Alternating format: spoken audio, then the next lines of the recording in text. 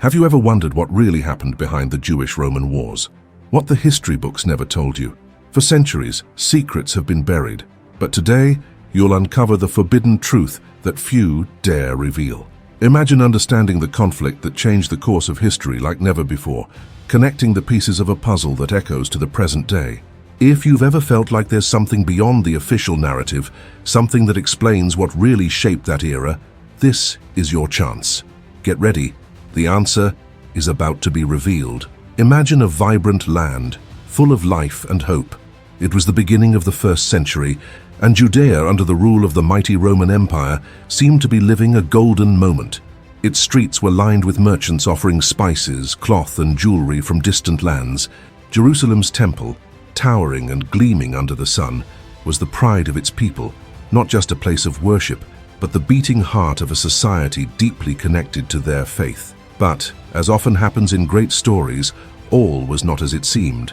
Beneath this surface of prosperity, discontent simmered like a volcano about to erupt. To the Jews, the temple was more than a building. It was the center of their faith, the heart of their identity as God's chosen people. Seeing the Romans interfere in this sacred space was like an open wound that never healed. The high priests, who had previously been chosen for their piety and spiritual leadership, were now appointed by Roman politicians, concerned only with their interests and alliances. To devout Jews, this was an unforgivable affront. And then there were the taxes. Oh, the taxes! It was as if every harvest, every hard-earned coin was sucked up by an insatiable machine. The Romans imposed exorbitant taxes, leaving peasant families on the brink of destitution. How long shall we be slaves in our own land? Was the question whispered in homes, in squares, in synagogues. And it wasn't just the words that were changing. Small groups began to gather in secret, dreaming of freedom, while religious leaders discussed how to preserve their faith in the midst of so many affronts. Have you ever tried to unravel what made Rome the largest empire in the world, but ended up lost in an avalanche of details? Don't worry, you're not alone. Imagine finally mastering the most decisive moments in Roman history, learning about the brilliant strategies of generals like Julius Caesar and Scipio Africanus, and understanding how their tactics shaped the fate of the world. With that in mind, I created the digital book, The 10 Battles That Shaped the Roman Empire, where you will have access to a clear, objective analysis full of exclusive curiosities. Discover how Rome won battles considered impossible and become a true expert in Roman military history. Don't waste time. Access the pinned comment and guarantee your copy right now. Enjoy it before the units run out. Still, Judea was a divided place. There were those who had adapted to Roman rule, forming an elite that enjoyed the privileges offered by the empire. They were the ones who negotiated with the Roman governors, wore tunics of fine linen, and feasted at plentiful tables. For this elite, peace with Rome was a form of survival, perhaps even an opportunity. On the other side, there were those who saw this as a betrayal of their people, their history, and most importantly, their God. The tension was palpable, but no one knew when or if it would explode. Until one day in 66 AD, the pressure became unbearable. It all started with seemingly small incidents, an insult here, an unfair charge there, but like a spark in a dry field, these events ignited something much bigger. Revolts began to break out in different parts of Judea, with ordinary men and women taking up arms. They did not have the training of Roman soldiers, nor the resources of an imperial army, but they had something that, for them, was even more powerful: the faith that their fight was just. And so what began as small acts of resistance turned into a conflict of epic proportions. The Jewish-Roman wars were just beginning. Jerusalem, the holy city, would soon become the epicenter of this battle between a people determined to preserve their freedom and one of the greatest powers the world had ever seen. But the story doesn't end there. This is just the first turning point in a saga of courage, sacrifice, and devastation that would forever shape the fate of Judea and its people. Before continuing, I saw here that you haven't subscribed to the channel yet. You won't want to miss all the content that we will always bring about the Roman Empire. The Jewish revolts against Roman rule did not come out of nowhere. They were the result of an explosive combination of factors that made the coexistence between the Jewish people and the Roman Empire untenable. These factors were rooted in religion, politics, and economics, creating a situation in which tension was inevitable. On the religious front, The Romans made a fatal mistake by interfering in an area that was deeply sensitive to the Jews, the temple in Jerusalem and the choice of its spiritual leaders. The high priest, the most important figure in the Jewish religious structure, should be someone chosen for his piety and respect for traditions. However, the Romans began to appoint high priests based on political interests or to favor strategic allies. This act was seen as a serious violation of the religious autonomy of the Jews. For them, it was not just an administrative issue, it was a direct attack on his faith. The temple, the center of Judeans' religious and cultural life, was being used as a chessboard piece in the Roman political game, which generated deep resentment. On the political side, the situation was no better. Roman governors were sent to Judea to administer the province, but many of them were more interested in enriching themselves at the expense of the people than in governing fairly. A clear example was that of Gessius Florus, whose administration was marked by corruption, abuses, and a series of decisions that humiliated the Jews. Florus not only ignored the complaints of the population, but also exacerbated conflicts by making decisions that favored other groups, such as the Greeks, over the Jews. He even looted the treasury of the Temple of Jerusalem, claiming that the money was for the emperor, an act that provoked widespread outrage. In the economy, the situation was equally critical. The Romans imposed heavy taxes on the local population, which mainly affected the peasants and the lower classes. These taxes served to support the military campaigns and the luxury of the elites in Rome, but they left the Jews in dire straits. Many families saw their land confiscated for not being able to pay the fees, and poverty increased rapidly. Judea's economy, based mainly on agriculture, was collapsing. Small farmers who formed the basis of society were being crushed by the tax burden and lack of resources. Meanwhile, Rome justified all these actions as necessary measures to maintain public order. For the Roman rulers, the Jews were a difficult people to deal with, constantly dissatisfied and prone to revolts. The presence of Roman troops in Jerusalem and other cities was, for them, a way to ensure stability. However, for the Jewish people, this military occupation was a constant humiliation. The streets, once bustling with merchants and pilgrims, were now filled with Roman soldiers who patrolled as if they owned the place. Every march of a platoon, every imperial flag raised, was a reminder of foreign dominance. This situation created an internal division in the Jewish people themselves. Some, particularly members of the elite, tried to adapt to Roman rule by collaborating with the authorities and taking advantage of the advantages that this relationship could offer. They held administrative positions, negotiated with governors, and often enriched themselves in the process. For most, however, this elite was seen as traitor, someone who had sold their identity in exchange for comfort. The common population, made up of peasants, artisans, and small merchants, was increasingly revolted by the abuses of Rome and the connivance of this elite. Dissatisfaction grew like a storm gathering on the horizon. Every act of corruption, every new tax, every religious interference was like a drop in a bucket already full. The voltage was so high that any spark could cause an explosion, and that's exactly what happened. The discontent that had been contained for decades finally boiled over. In 66 AD, the first revolts broke out, marking the beginning of a long and violent struggle between the Jewish people and the Roman Empire. The causes were deeply rooted and fueled by years of oppression, and the conflict that followed would be as intense as it was inevitable. From that moment on, Judea would never be the same. Tell me here in the comments if you think the Jews had a chance against the powerful Roman army.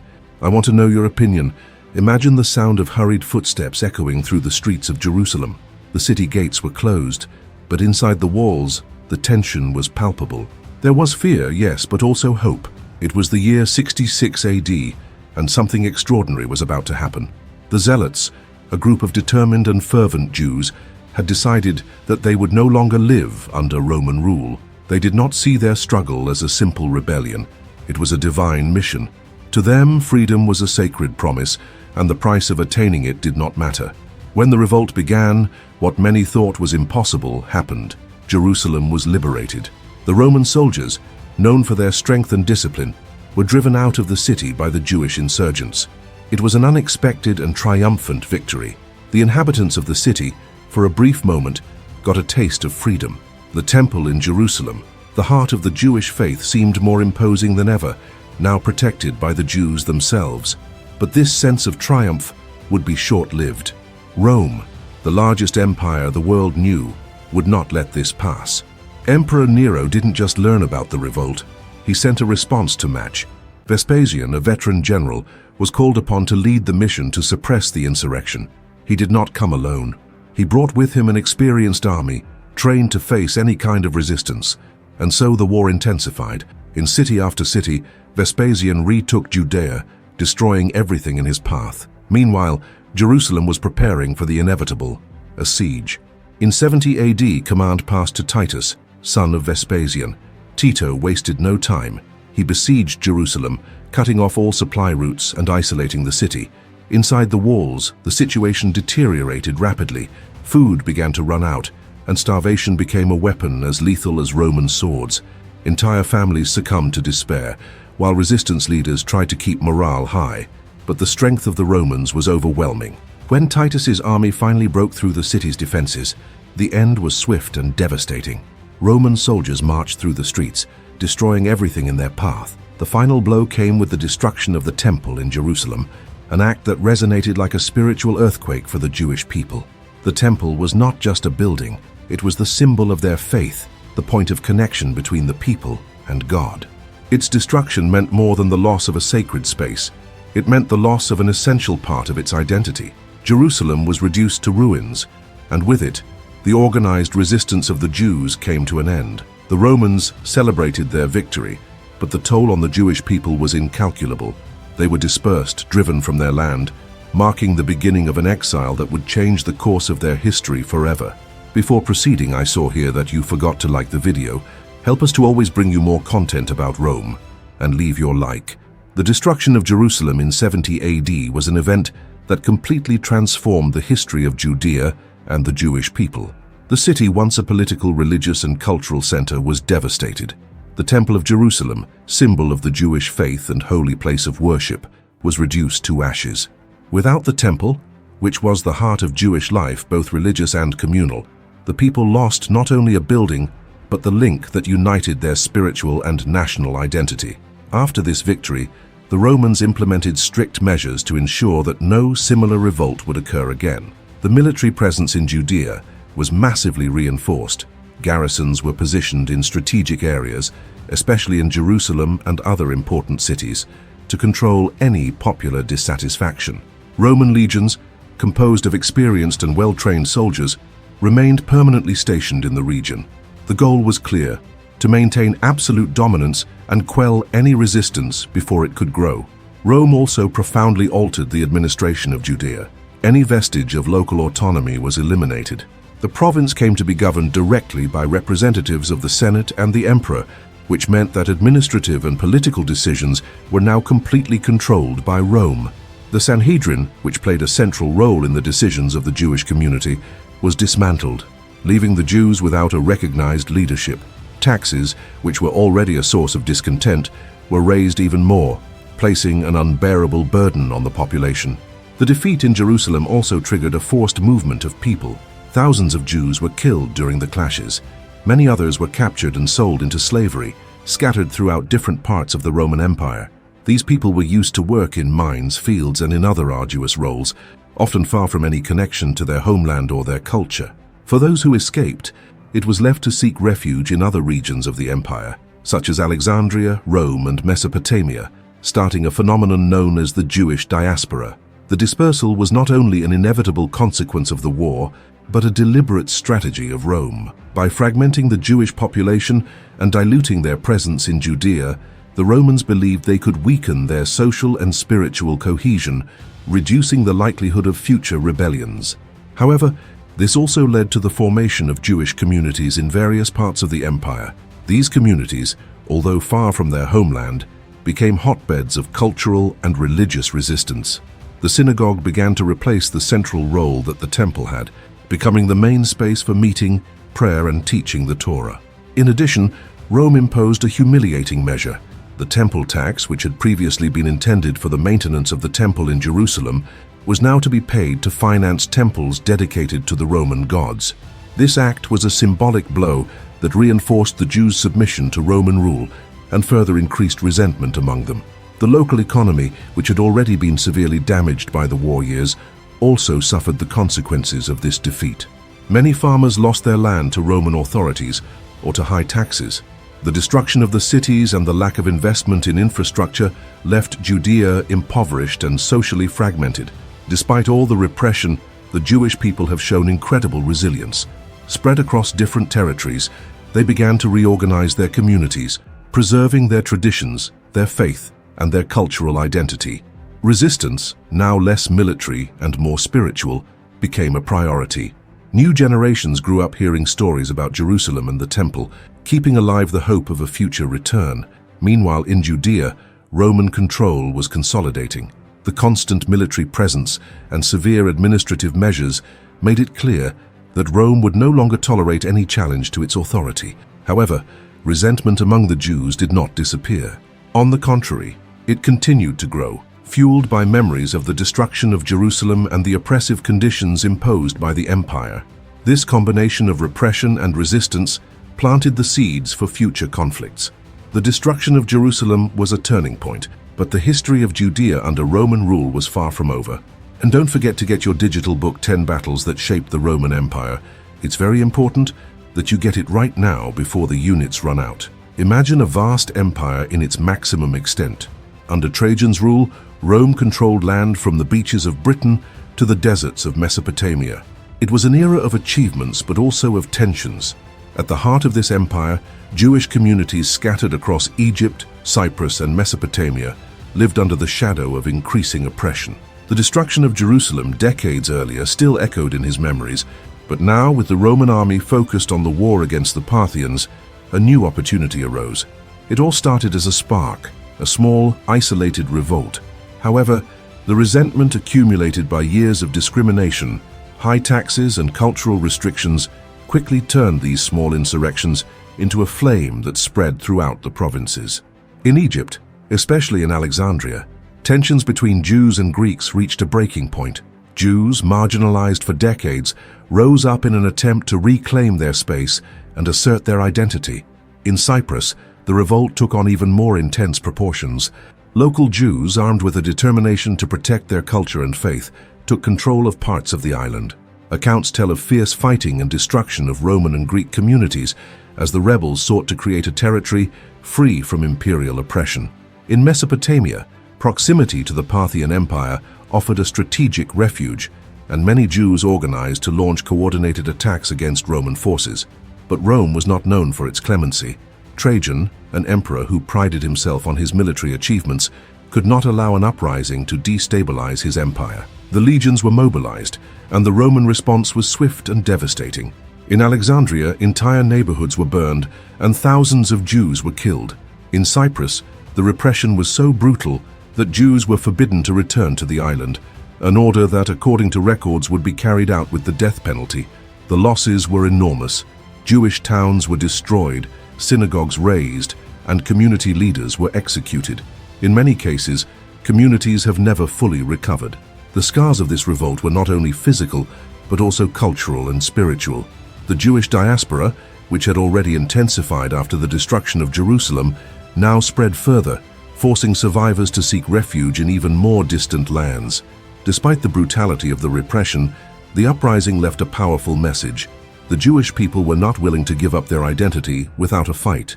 Even in the face of a ruthless empire, they showed that their culture, their faith, and their spirit of resistance were unbreakable.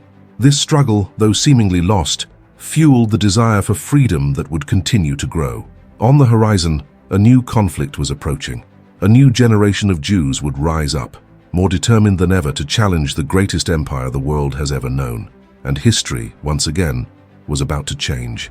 The Third Jewish Revolt, known as the Bar Kokhba Revolt, took place between 131 and 135 AD and represented the last great effort by the Jews to free themselves from Roman rule. Led by Simon Bar Kokhba, who was recognized as the Messiah by many Jews, the revolt gained momentum with the support of influential religious leaders, such as Rabbi Akiva. The trigger for the conflict was Emperor Hadrian's decision to turn Jerusalem into a Roman colony called Aelia Capitolina, as well as the prohibition of practices essential to Judaism, such as circumcision. Initially, the revolt showed promising results. Bar Kokhba commanded his men efficiently, adopting guerrilla tactics that exploited local knowledge of the terrain. The rebels attacked strategically, ambushing Roman legions in mountainous areas and avoiding direct confrontations that could favor the Roman army.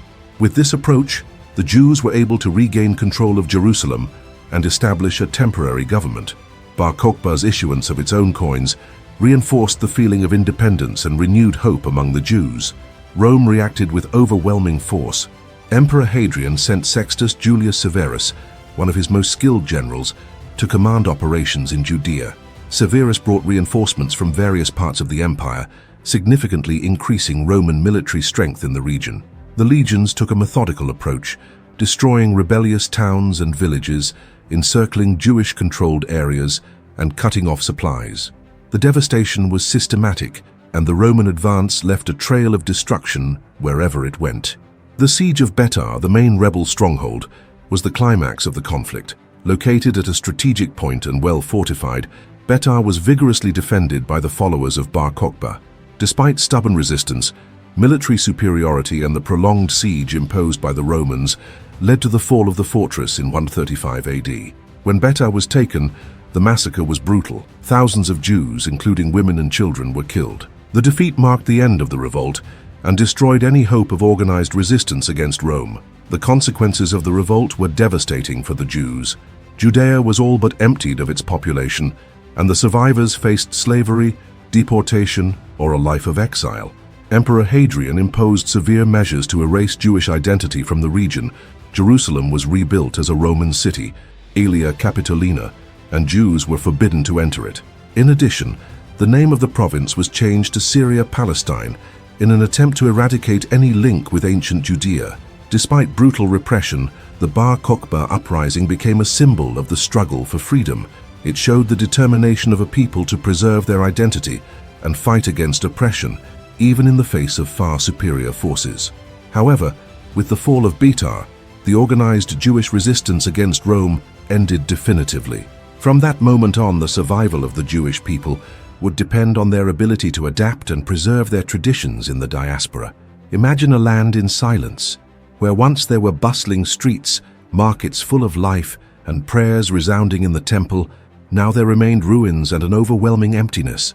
After the fall of Betar and the final defeat of Bar Kokhba in 135 AD, Judea was no longer the same. Rome had won, and its response to the Jewish uprising was relentless, forever transforming the fate of that people. Hadrian the emperor did not just want to defeat a revolt, he wanted to erase his roots.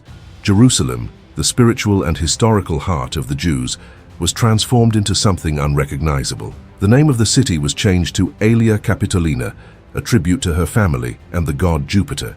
Where the Temple of Jerusalem once stood, the holiest place for the Jews, a temple dedicated to Jupiter was erected. It was as if Rome wanted to engrave its victory on the sacred stones of the city, but it didn't stop there. The entry of Jews into Aelia Capitolina was prohibited. On pain of death, they were banished from their ancestral city, except for a single day in the year, Tisha B'Av, to mourn the destruction of the temple. The message was clear. Jerusalem now belonged to Rome and the past was to be forgotten. Jewish religious practices were also hit hard. Laws were imposed to prohibit circumcision, Shabbat observance, and Torah study. These prohibitions directly attacked Jewish identity, attempting to erase the connection between the people and their faith. It was an attempt to stifle not only military resistance, but also the soul of a culture. The most symbolic change came with the reconfiguration of the map. The province of Judea was renamed Syria-Palestine, a gesture calculated to erase the name associated with Jews and their history in the region. This decision was not only administrative, it was a deliberate effort to rewrite the memory of that territory. The impact of these measures was devastating. Judea, once a vibrant land, became a depopulated and marginalized territory. Many Jews were killed in the conflicts, others sold into slavery, and the survivors dispersed further. The remaining communities were severely weakened, while land was resettled with non-Jewish peoples, completely changing the demographics of the region. Despite this, something remarkable happened. Scattered throughout the diaspora, the Jews did not abandon their traditions.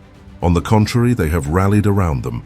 Without the temple, the synagogues became the new center of community life. Torah study has become a form of cultural resistance, keeping the people's identity alive, even far from their homeland. This resilience proved to be stronger than any army. Although Rome managed to dominate the land, it could not erase the history, faith, or spirit of a people. The consequences of the revolts were profound, but they also showed that, even in the face of the greatest adversities, cultural and spiritual identity can survive. This was not just a military defeat. It was a turning point, a milestone that would shape the centuries to come. The fate of Judea had changed, but the history of the Jewish people would continue, defying time and borders, proving that some roots are too deep to be uprooted. The Jewish-Roman wars were not merely isolated conflicts in time, they marked a turning point in the history of the ancient world. These events shaped not only the destiny of Judea, but also the cultural, religious, and political trajectory of future generations. They reveal the strength of a people who, even when faced with the greatest empire of their time, refused to abandon their identity, their faith, and their culture. The destruction of Jerusalem, the exile, the diaspora, and the brutal repressions did not erase the collective memory of the Jewish people. On the contrary, these tragedies became symbols of resistance, perseverance, and hope. They shaped the way Jewish communities organized themselves, maintained their traditions, and survived in a world seemingly determined to suppress them. Moreover, the consequences of these wars also taught lessons to Rome, highlighting the limits of imperial power and the cost of suppressing local cultures. Studying these revolts is to understand how the conflict between strength and faith, between oppression and freedom, shapes the history of humanity. It is also a reminder that, even in the face of seemingly insurmountable challenges, the human spirit can resist and transcend. The Jewish-Roman wars teach us about resilience, the cost of oppression, and the power of ideas and beliefs that endure, even when everything around seems to collapse. This is a story that, although tragic, continues to resonate, inviting us to reflect on the impact of the past on our present and future. The Jewish-Roman wars were much more than battles. They changed history forever. They were decades of struggle, sacrifice, and resistance, with consequences that still echo in the world today. It is impressive to think about how these wars demonstrated the strength of a people who refused to lose their identity, even when facing the greatest empire of all time. And always remember, if you want to learn how Rome became the greatest empire of antiquity, just go to the pinned comment and get your digital book 10 Battles That Shaped the Roman Empire. Get it today because copies are limited. If you enjoyed learning about this remarkable part of history, leave a like to support the channel and subscribe now. Here, we always bring fascinating and engaging content like this. See you in the next video.